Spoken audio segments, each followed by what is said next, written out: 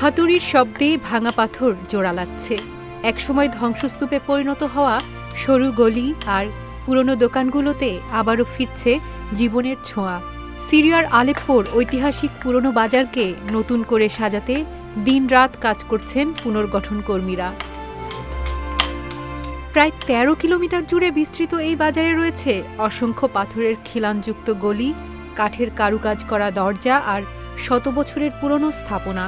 একসময় চীন থেকে আসা প্রাচীন সিল্ক রোডের গুরুত্বপূর্ণ বাণিজ্য কেন্দ্র ছিল এটি। সাবান, পোশাক থেকে শুরু করে গয়না সবকিছুরই জমজমাট বেচাকেনা হতো এখানে। কিন্তু সে চিত্র বদলে যায় ২০১১ সালে সিরিয়ায় শুরু হওয়া গৃহযুদ্ধে। ২০১২ সালের মাঝামাঝি যুদ্ধ ছড়িয়ে পড়ে আলেপ্পোতেও। দীর্ঘ ৪ বছরের বেশি সময় ধরে চলা সংঘাতে শহরের বহু ঐতিহাসিক স্থাপনা ধ্বংস হয়ে যায়।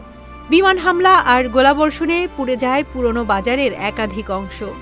একসময় যেখানে ছিল মানুষের কোলাহল, সেখানে নেমে আসে ধ্বংস আর নীরবতা।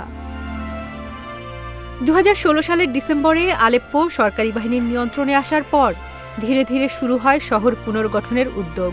এবার সেই প্রচেষ্টার অংশ হিসেবে পুরনো বাজারও ফিরছে তার ঐতিহ্যবাহী রূপে।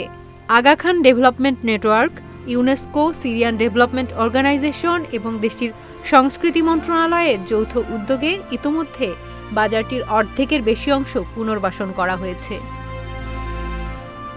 শুধু দোকান নয়, ফিরিয়ে আনা হচ্ছে ইতিহাসের একটি গুরুত্বপূর্ণ অধ্যায়।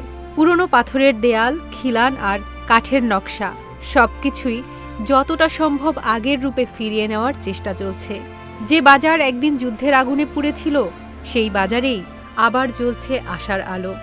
ধীরে ধীরে ফিরছে দোকান, ফিরছে মানুষ, আর তার সঙ্গে ফিরে আসছে আলেপ্পোর হারানো প্রাণ।